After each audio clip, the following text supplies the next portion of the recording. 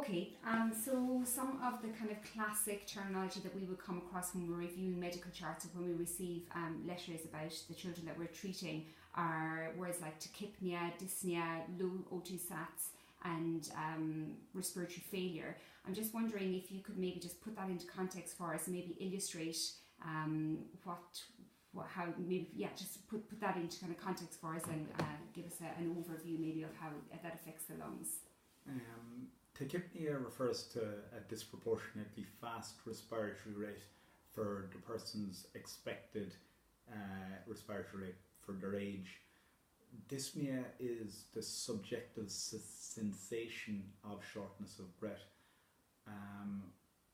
Low oxygen saturations and respiratory failure are generally all caused by the same thing. There's two different types of respiratory failure. We say type 1 respiratory failure and type 2 respiratory failure. Type 1 respiratory failure, there's one thing wrong. Type 2 respiratory failure, there's two things wrong. When I say that, type 1 respiratory failure, you've got low oxygen and normal carbon dioxide. Type 2 respiratory failure, you've low oxygen and high carbon dioxide. Now, you might ask, why might this happen? Tachypnea, dyspnea, low oxygen saturations are all generally caused by a problem at the alveolar capillary interface. So getting back to what the lung is essentially like a pipe going into a balloon. The pipe is very similar to a tree, so we actually use the term the bronchial tree. The trachea going down the centre is the stump of the tree. It divides in two, into the right and to the left, and that progressively branches out, and there's about 25 generations of branches and culminates in the leaves, and the leaves in this model are the alveoli, which are a bit like balloons. Any problem that causes any of those issues that you described, meaning low oxygen level, low oxygen saturations, hypoxia on an arterial blood gas, are because there's something going on in that process. And when I'm teaching our own students, I often say, if you think of the balloon analogy, and outside the balloon you've got a blood vessel, the causes of those things are narrowing of the neck of the balloon, which is asthma, wheeze, bronchospasm, something building up inside the balloon, so you can have mucus, you can have fluid, so heart failure, protein, or mucus being infection, cystic fibrosis, bronchiectasis, pneumonia, aspiration. There are other things that can affect the thickness of the wall of the balloon or the alveolus. They're often called interstitial lung diseases. That can happen from being premature, it can happen from medications, it can happen in autoimmune diseases. There's some inhalationally mediated toxins that can cause thickness, and different people will use different terms for those conditions. Some people say interstitial lung disease, some people will say parenchymal lung diseases. The last part of that process is you've blood going from the right side through the lung, which gets oxygenation, and into the left side. And if that process and flow of blood isn't moving like it should, then you can have pulmonary hypertension. Pulmonary hypertension means oxygen is not moving across the lung like you would expect. Another term you sometimes come across in that context is a shunt. A shunt means that you've got blood going through an area that is being perfused, meaning blood's going through it, but it's not being ventilated. So sometimes people will have a lobar pneumonia and blood is going through the area of pneumonia. It's going from the right ventricle in through the lung, back to the left atrium, and it's not being oxygenated, and therefore the patient can end up being cyanosed, blue and hypoxic. So all of those things that are alveolar capillary interface problems cause type 1 respiratory failure. Sometimes you'll hear the term type 2 respiratory failure. Type 2 respiratory failure is a ventilation problem. So type 1 respiratory failure is a diffusion problem. Type 2 respiratory failure is a ventilation problem. And what do I mean by ventilation? Ventilation is the movement of gas from the air around you into your lungs.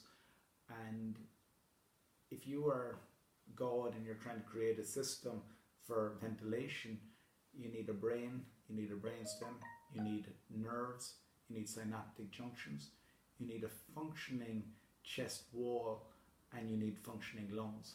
So the cause of type 2 respiratory failure are brainstem problems, neurological problems, problems with the musculature around the ribcage. So children might have lordosis, scoliosis, kyphosis, chest wall deformities, can mean that they don't ventilate as well as they should, so they're not shifting gas from this space around us in the environment into their lungs.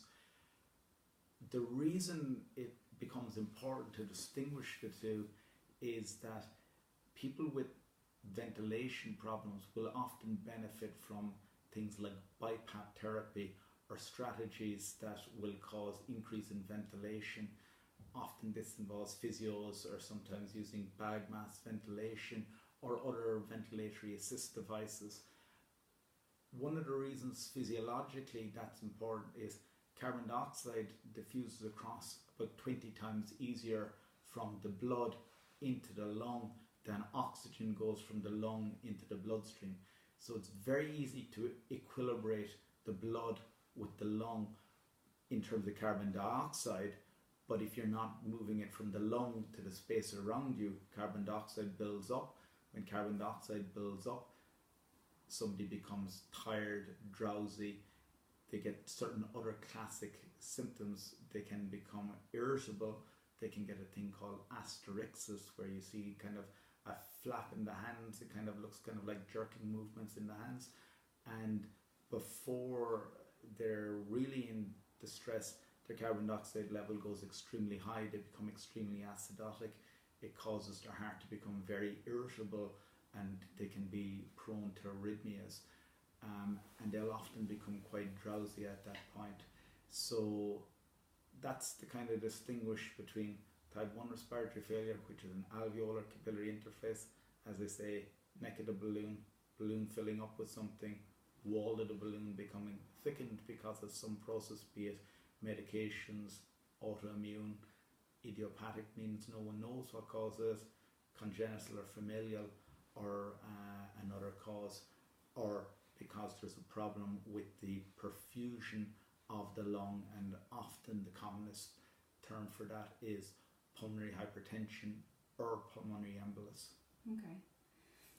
So some of the things that you said there just struck me. That first of all, I hope I won't be the only person in the room to, for the first time, have thought about the lungs as actually operating independently of one another. So as we kind of have the cartoon image of the balloons opening and closing at the same time, and kind of the same function happening at the same time in both lung fields. But did I pick it up right that what you're saying is actually the right lung kind of performs first, and there's something is like the kind of performance is transferred over to the left lung in terms of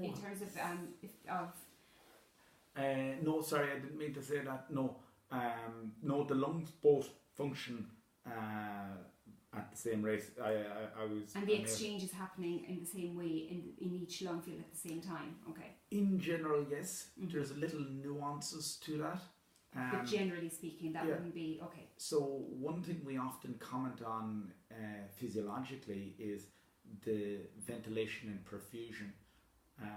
Getting back to some physiology, we divide the lungs into what's called the physiological west zones, and the top of the lung, meaning the distance from the heart to the top of the lung, remembering that the right ventricle has a very low pressure system, so there's not that much blood reaches the top, particularly in diastole when the heart is relaxing.